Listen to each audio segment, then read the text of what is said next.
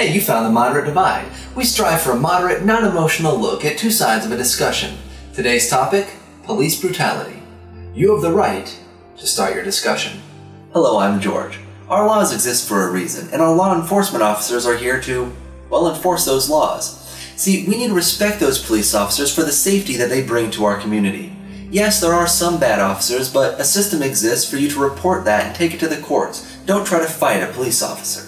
Well, hey, it's Zach. It's true, we definitely need our police officers, and they serve a very important part of our community, but anytime you put someone in a position of power or authority, we need to make sure they're held to the highest standards. If these people are making split-second life or death decisions, we need to make sure they're extremely well-trained and well-qualified. Yeah, officers might have room to improve, but this is getting ridiculous. People shoving cell phones in the officers' faces, screaming obscenities. There's no respect.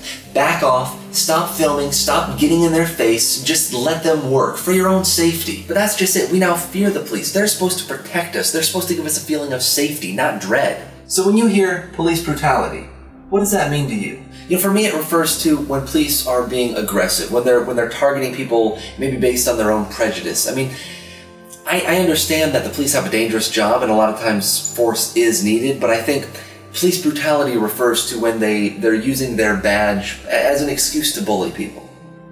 Obviously, we know there are cases of police brutality, and we know that discrimination exists in any field, but when you say police brutality, I think about the demonstrations, the riots that happen. You know, these things are not helping. All they're doing is creating more tension and stopping the good officers from doing their job.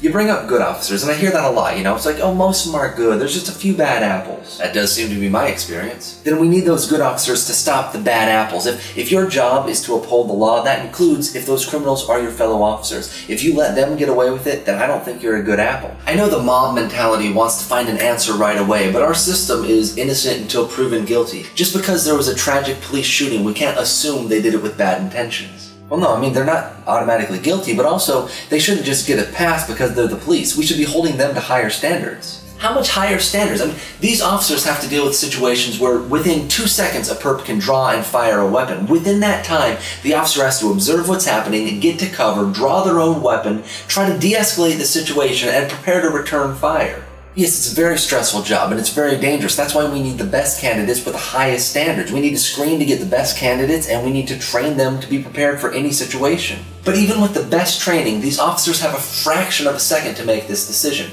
The safest thing is to comply with the officers. If you don't, you force them to make a very quick decision with very limited information. But what if the instructions are unreasonable, or maybe even illegal? You were criticizing cell phone usage earlier, but if you see something going on, you should film it. This might be the only way to get justice. But it's not up to some clown on YouTube to watch the video in slow motion over and over and over to determine that's clearly a cell phone. A good officer would have noticed that. You know, you're right about split-second decisions, but there are cases that are clearly overboard. Like, if the person's handcuffed and they keep punching him, or the person's getting tased after complying, these are cases where the officer's clearly going overboard. Look, if it's clearly abusing their power, then yes, of course, deal with the officers immediately. You know, but the videos also show discrimination. There's a major difference between how they handle a white person with a gun versus a black person with a gun. And you can blame it on society's irrational fear of black people, but whatever the excuse, it needs to stop. You know, you're right, some people are not fit to be officers, and I think with dash cams and now the body cams they're using, this is a way to catch these people and get them off the force. And as long as they use that footage and actually prosecute the officers, that's a great first step. But just as a matter of safety, especially if you own a gun, you need to comply with police officers. So you would say comply or die. Think of it like a seatbelt. Might be a little bit restrictive, but it could save your life. Yeah, but while we wear the seatbelt, we're still actively trying to remove dangerous drivers from the road. I agree, we need to respect officers, but let's prevent the bad ones from even being out there in the first place. Yes, but take action in court, not while the officer is still trying to assess the situation. You're not going to change his mind in the heat of the moment. Well, then maybe we need better officers that can stand the heat. Look, troops overseas when facing the enemy are held to higher standards than our police are when they're facing our own civilians. We have a comment here that questions racially motivated police brutality. If racism is the issue, why are more whites killed than blacks? I read that in 2015, 732 white people were killed by police, and only 381 black people were killed by the police. If the killings are racially motivated, It's against white people. But the white population in our country is about 60%, and the black population is about 13%. So just by pure probability, whites should be victims 4 times more often. But according to that comment, that was less than twice as often.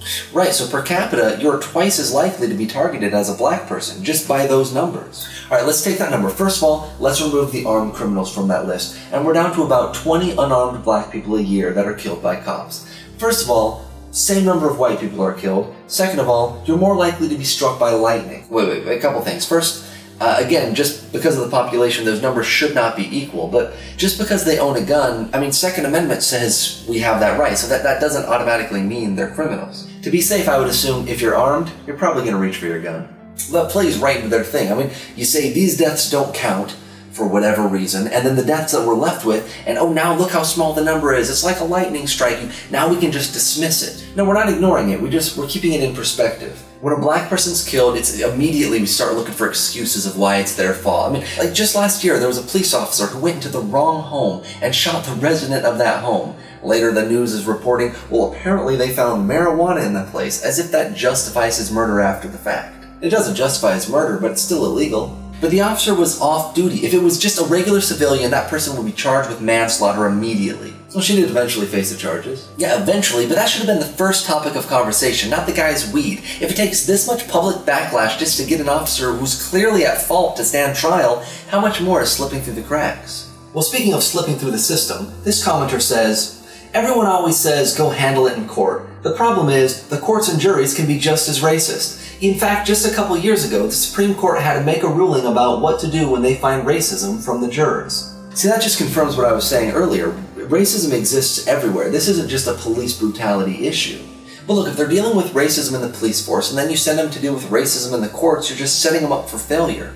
This is a cycle we need to break so that they can actually get the help they need. I agree, we need to stop racism, but riots and destroying property? No. Obstructing good officers from doing their job? No, this is not the way to do it. I don't think that's right, but apparently neither is kneeling or sitting on the bus. We need to make sure that racism is not used as an excuse to justify police brutality or murder. Well, bringing it back a little bit closer to the topic, this commenter asks, why is deadly force always used? That's what I can't understand. Why can't we start with tasers or batons? It seems like the police would rather shoot first and ask questions later.